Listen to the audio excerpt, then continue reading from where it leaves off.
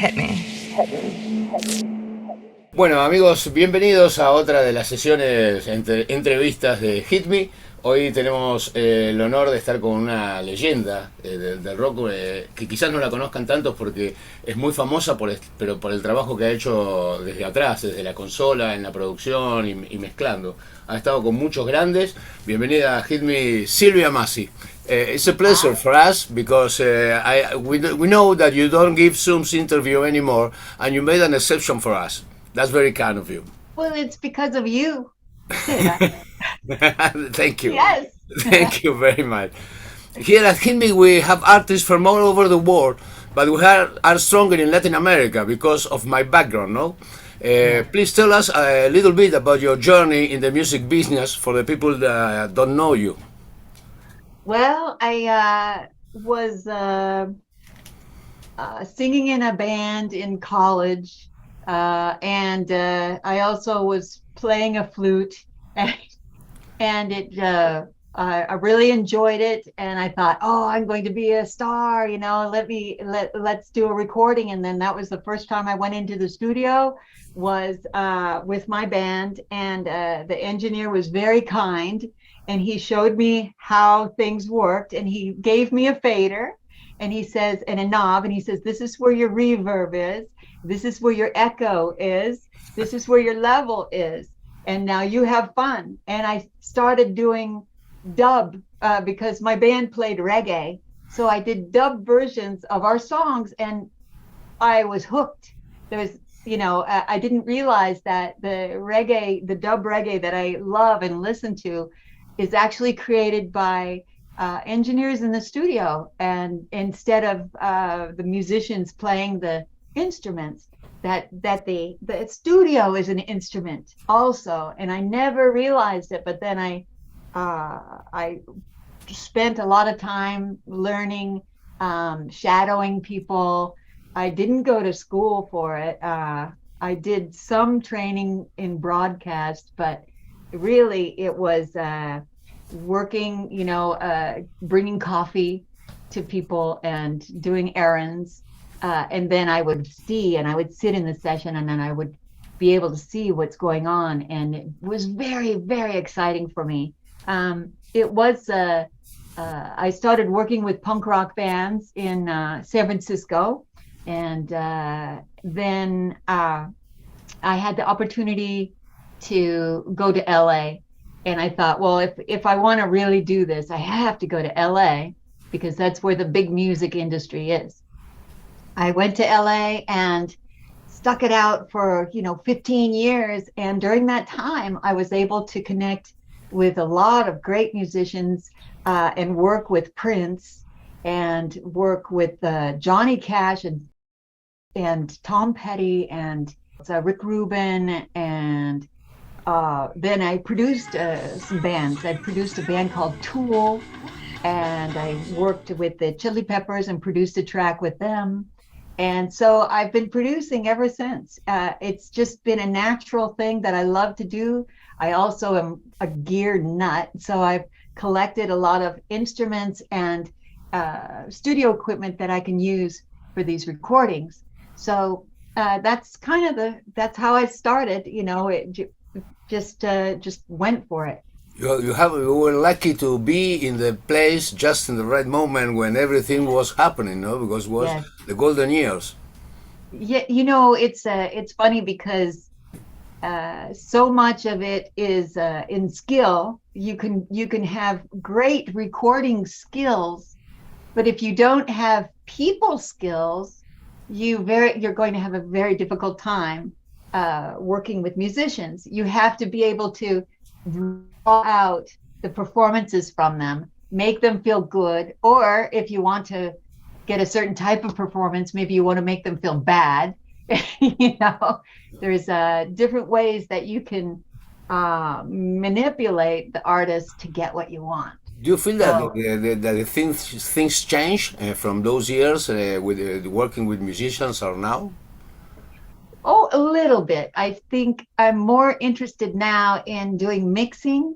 I've built very specialized studio that has Atmos enabled. So there's multiple speakers. Now we have 17 speakers in the studio with speakers up above, in the back.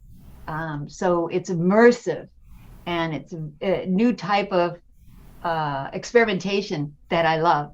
So I'm doing a lot of mixing, and then I'm also doing some art. And I have always loved to do art and painting and illustration. So I'm spending more time doing that because I've gotten some big commissions for that recently.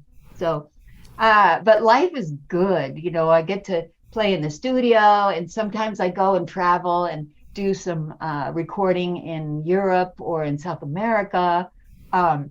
So yeah, life is very good, and it's fun producing music, no doubt. Nice lifestyle. What was the biggest hit that you ever mixed or recorded? Well, there is a song by Johnny Cash that was an unexpected hit, and it's called "I've Been Everywhere," and he sings, "I've been everywhere, man. I've been everywhere," and then he names off all the places that he's been. And it was a very popular song in commercials. So I would always see, I'd always hear, "Oh, there's my song," you know. Yeah, that's my recording there in the commercial for the gas station.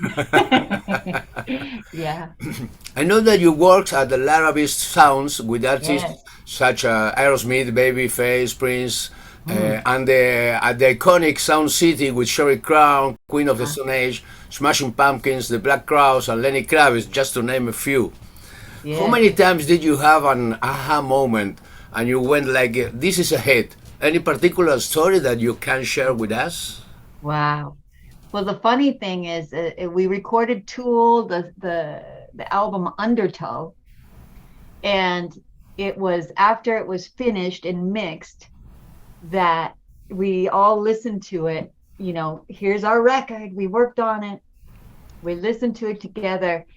And it was that moment after it was all finished that I listened to the whole record and I thought, wow, this doesn't sound like anything else.